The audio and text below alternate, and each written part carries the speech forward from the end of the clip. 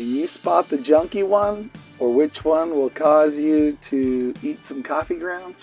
Welcome to an Adventures and Pop-Ups. You guys probably already know if you watch our channel, we love our coffee press when we're camping.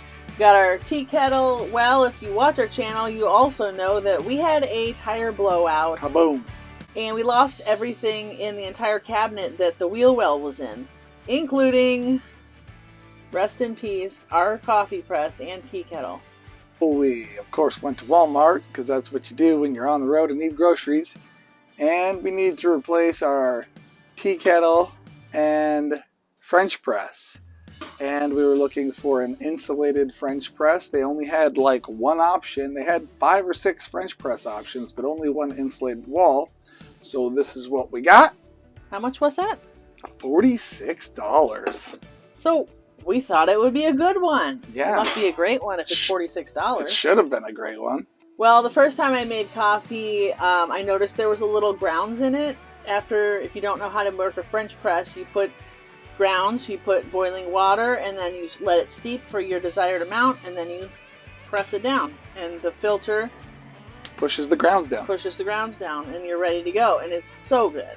Yeah, well, this wasn't so good. And the first time I figured it was probably my fault. I probably overfilled it, and then I messed it up or something.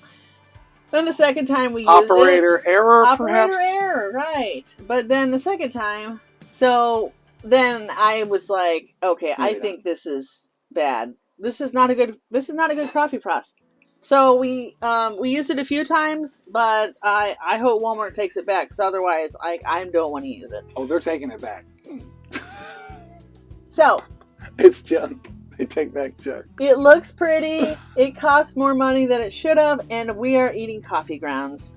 Let me show you why. Because now we replaced it. This is almost identical to our original one. This is a different name brand, but it looks identical. I will show you the difference. It's the filter. Oh, look at this plastic here. It's plastic. Not only is the filter plastic, the thing holding the filter is plastic on the top and the bottom. And this is metal, and it's got some nice... It's more sturdy. It's way better.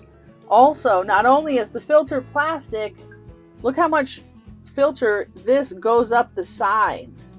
And this just stops. Yeah. Yeah, it's just going to do a much better job trapping grounds. So this is Adventures and Pop-Ups, and this is the difference between a junky, overpriced coffee press and what you really want. If you like this one, I will definitely put a link in the description for you. Just click it. It'll go right on over to Amazon, because apparently that's the place to buy a coffee press. Yeah, if you don't have a French press and you like coffee and you like camping, definitely need to get a French press, especially an insulated one, because glass breaks. And you might want to refill on your coffee. And so we'll just take, after we'll pour in more hot water, maybe throw in a little more ground, sometimes not. You got it hot and ready to go in a half hour before you go out and hit the trails. You can bring topped off coffee.